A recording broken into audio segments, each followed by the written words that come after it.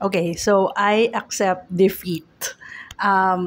Initially, ang sabi ko sa inyo, I am doing three things.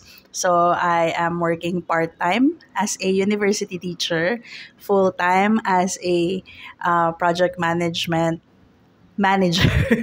And then number three is I am taking my professional teaching certificate sa UP Open University. So yun ay during the first week ng aking term with UPOU. However, nakaisang buwan na or almost 1 month as I record this. And I know kung kailan kaya ko at kung kailan hindi ko kaya. And based sa load na ginagawa ko ngayon with OU, hindi ko kaya ng merong dalawang trabaho. So, since nag-start na ako dito sa full-time work ko, and I have to finish this project, of course, hindi ko siya ila-let go. However, si part-time university teaching, number one, it is part-time, and number two, it is contractual work.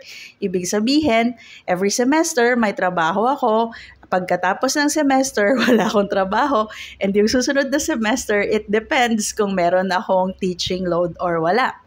So now that I know I cannot handle 2 jobs and 1 school, 1 study, so hindi ako tatanggap ngayon ng teaching load doon sa aking part-time work.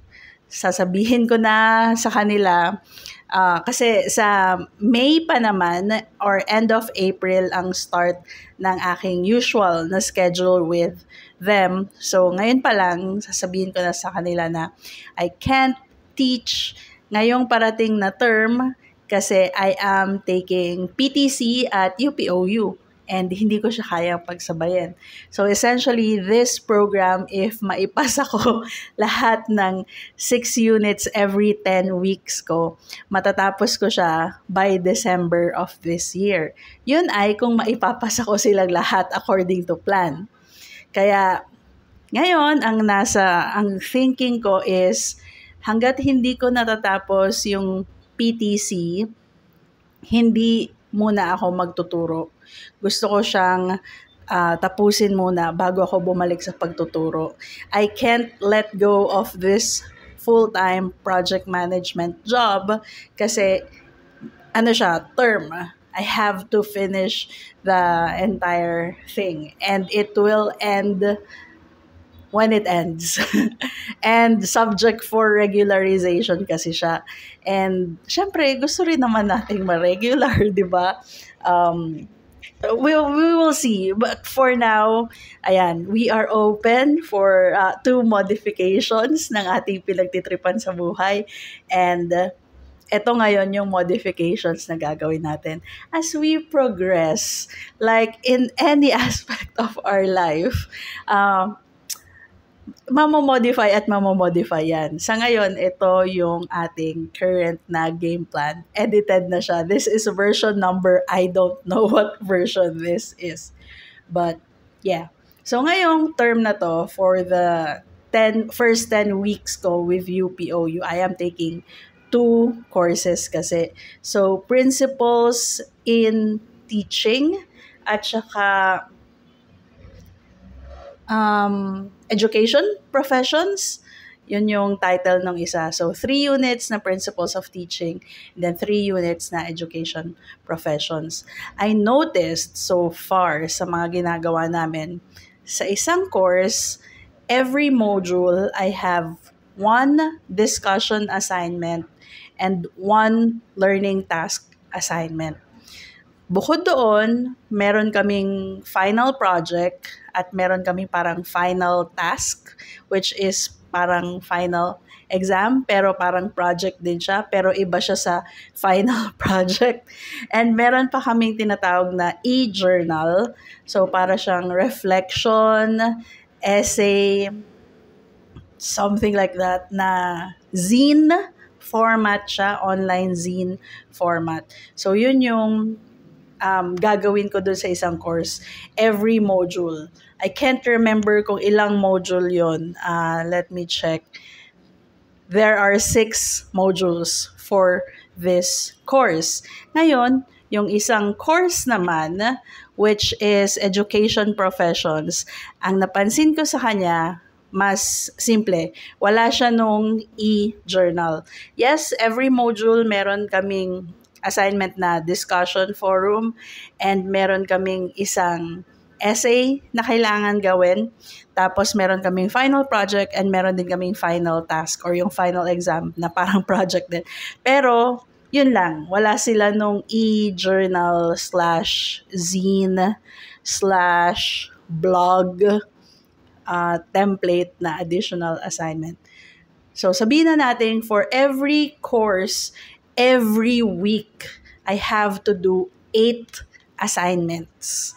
Si Education Professions only has 4 modules.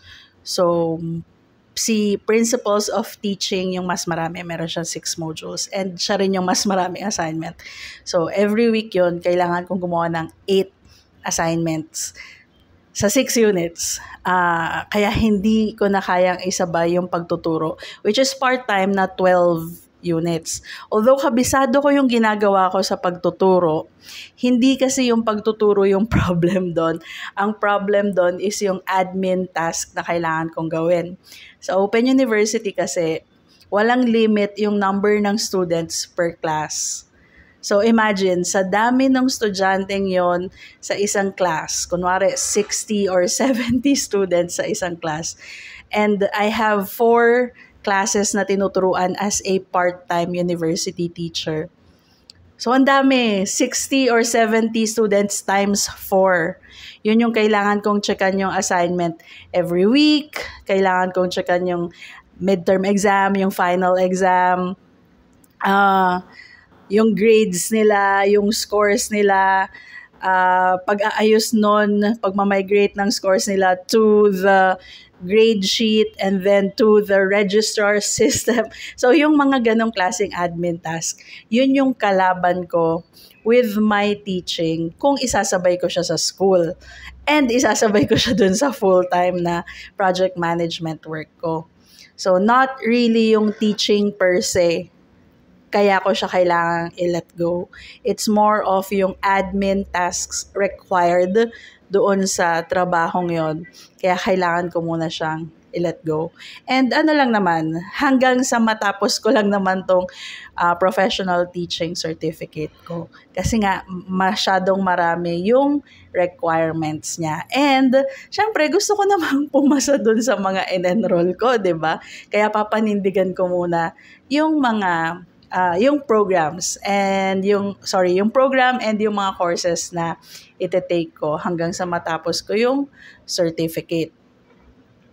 Tapos, ayun, yun lang naman gusto kong i-update na hindi tayo magpa-part-time ngayon. So, tayo ay student and project manager. Hindi tayo student, project manager, at part-time university teacher. Hindi kaya ng ating katawang lupa. So, yun ang latest update. Ayun lang, kwentuhan ko ulit kayo sa susunod.